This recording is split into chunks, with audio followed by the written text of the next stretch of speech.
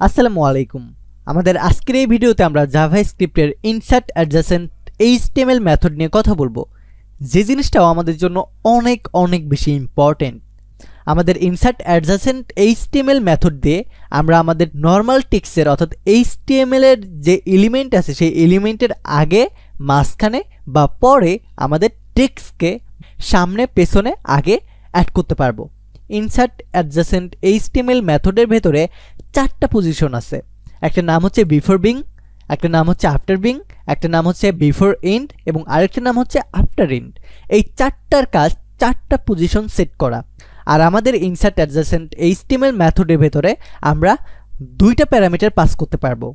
Number 1-এ position, number 2-এ আমাদের text, অর্থাৎ আমরা যদি ট্যাগকে অ্যাড করতে চাই তাহলে ট্যাগ, টেক্সট অ্যাড করতে চাইলে ট্যাগ, অর্থাৎ এলিমেন্টও পারবো আমরা, সাধারণভাবে টেক্সটও পারবো। সো পজিশনটা বলতে কি আমাদের এই 4টা জিনিসকে বোঝায়, অর্থাৎ যেখানে অ্যাড করতে চাই সেই জিনিসটা। আর টেক্সট বলতে আমাদের এলিমেন্টটা, অর্থাৎ হেডিং ট্যাগ হতে পারে, প্যারাগ্রাফ ট্যাগ হতে পারে, মানে যে কোনো ট্যাগ। ওয়েল, সো এই জিনিসটাকে আমরা এখন প্র্যাকটিক্যালি দেখব। তো সবার শুরুতে আমাদের বিফোর বিং নিয়ে কথা বলবো। সো এইটার জন্য আমরা একটা জাস্ট ডিপ ক্রিয়েট করে নেব এইচটিএমএল এর ভেতরে। সেট ডিপ, এটার ক্লাস নেম দিচ্ছি মেনু, এবং এইটার ভিতরে আমি h1 ট্যাগ লিখে সেই জায়গায় নর্মাল টেক্সট লিখতেছি, জাস্ট এতটুকু। অ্যান্ড এই সেম জিনিসটা 3বার কপি করব, জাস্ট এটা আমাদের শো করানোর জন্য যে অ্যাকচুয়ালি আমাদের কিভাবে শো করে before being, after being, before end and after end. এই 4টা জিনিস আমাদের কিভাবে কাজ করে, কোন পজিশনে যায়, এই জিনিসটা দেখানোর জন্য আর কি এটা। সো এই মেনুটাকে এখন আমাদের ধরতে হবে, যেহেতু আমরা এই মেনুটার ভেতরে আমরা এই ইনসার্ট অ্যাডজাসেন্ট এইচটিএমএলকে রাখতে চাই। সো এইটার জন্য ডকুমেন্টকে কল করব, দেন আমাদের কোয়ারি সিলেক্টরকে কল করব আমি, এবং কোয়ারি সিলেক্টরের ভিতরে আমাদের আইডিকে কল করব মেনু, আমাদের এই যে আইডিটা আছে এটা, এবং এটাকে একটা ভেরিয়েবলের ভিতরে স্টোর করে রাখবো। এখন আমরা এই মেনুর ভিতরে ইনসার্ট অ্যাডজাসেন্ট এইচটিএমএল মেথড ব্যবহার করে আমাদের এলিমেন্টকে শুরুতে, শেষে বা মাঝখানে যেখানে ইচ্ছা সেখানে অ্যাড করতে পারবো। সো এখন এইটার জন্য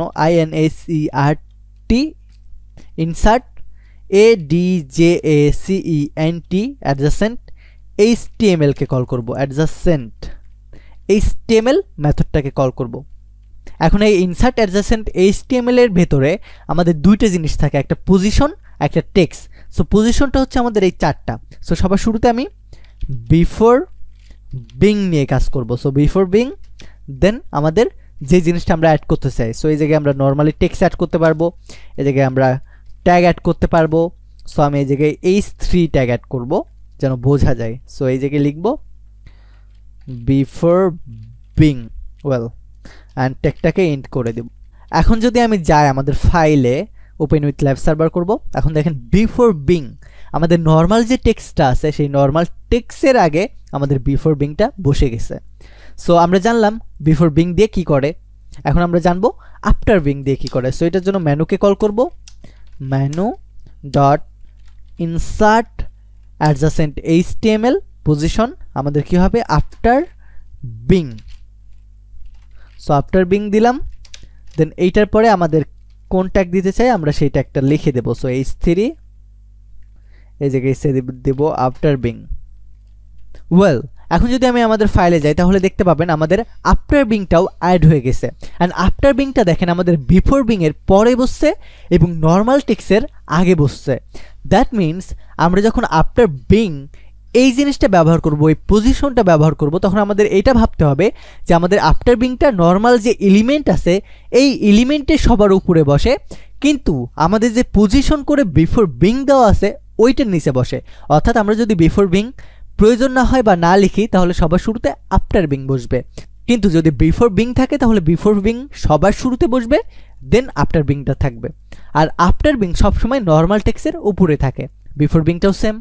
এখন আমরা কথা বলবো বিফোর এন্ড নিয়ে। সো এটার জন্য আমি আরও একটা মেনু ক্রিয়েট করব, ডট ইনসার্ট অ্যাডজাসেন্ট এইচটিএমএলকে কল করব, অ্যান্ড এই জায়গায় লিখব আফটার এন্ড।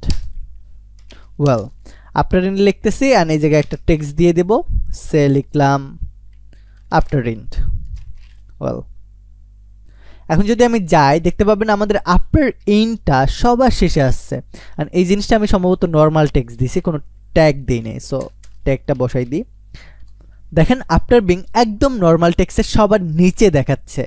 সো আমরা জানলাম আফটার বিং যখন আমরা এই পজিশনটা ব্যবহার করব তখন আমাদের নর্মাল যে মেথড প্রপার্টি বা নর্মাল যে জিনিসটা থাকবে সেটার নিচে দেখায়। সো বিফোর ইন্ট অ্যাড করার জন্য আমি মেনুকে কল করব, ইনসার্ট অ্যাডজাসেন্ট এইচটিএমএলকে কল করে বিফোর ইন্টকে কল করব অ্যান্ড পজিশনটা দিয়ে দেব বিফোর ইন্ট। এখন যদি আমি যাই ফাইলে দেখতে পাবেন আমাদের বিফোর ইন্টটা আফটার ইন্টের আগে বসে, অর্থাৎ আমাদের যে নর্মাল টেক্সটটা আছে সেই নর্মাল টেক্সটের সবার শেষে বসবে, কিন্তু আফটার ইন্টের আগে বসবে। ক্লিয়ার? ক্লিয়ার না হলে এই ইমেজটা দেখেন, javascripttutorial.net এই ওয়েবসাইটে আসার পরে আপনি এই জিনিসটা দেখবেন। দেখেন বিফোর বিং যেটা সবার শুরুতে বসে, একদম সবার শুরুতে, আর আফটার ইন্ট যেটা সবার শেষে বসে। এই জিনিসটা আপাতত ক্লিয়ার হন। বিফোর বিং সবার শুরুতে, আফটার ইন্ট একদম সবার শেষে। দেন আমাদের বাকি থাকে দুইটা, একটা আফটার বিং, একটা বিফোর ইন্ট। আফটার বিং যেটা আছে সেটা আমাদের এলিমেন্ট সবার উপরে বসে, অর্থাৎ আমাদের এটা যদি নর্মাল এলিমেন্ট হয় তাহলে এইটার আগে বসবে, আর যদি বিফোর ইন্ট থাকে তাহলে আমাদের নর্মাল যে এলিমেন্ট আছে সেই নর্মাল এলিমেন্টের পরে বসবে। অর্থাৎ আফটার বিং এবং বিফোর ইন্ট এই দুটো জিনিস আমাদের একটু প্রবলেম করে। সবসময় মনে রাখবেন আফটার বিং যেটা আছে নর্মাল টেক্সটের আগে বসে, আর বিফোর ইন্টটা নর্মাল টেক্সটের পরে বসে। আর বিফোর বিং আর আফটার ইন্ট এই দুটো জিনিস তো আমরা জানি সবার শুরুতে এবং সবার লাস্টে বসে। সো আপনি যদি বুঝতে না পারেন এখনও, তাহলে আমি রিকোয়েস্ট করব এই জায়গায় আসেন, তাহলে আপনি বুঝতে পারবেন। কারণ নিজে নিজে চেষ্টা করতে হবে, নিজে নিজে ডকুমেন্টেশন পড়া শিখতে হবে। সো এটার জন্য নিজে নিজে এখানে এসে একবার দুইবার দেখুন, ট্রাই করুন, প্র্যাকটিস করুন, ইনশাল্লাহ হয়ে যাবে। সো এই ভিডিওটি এই পর্যন্তই থাকবে। ভালো থাকবেন, সুস্থ থাকবেন, আর অবশ্যই এই ভিডিওতে লাইক এবং কমেন্ট করতে ভুলবেন না। ধন্যবাদ।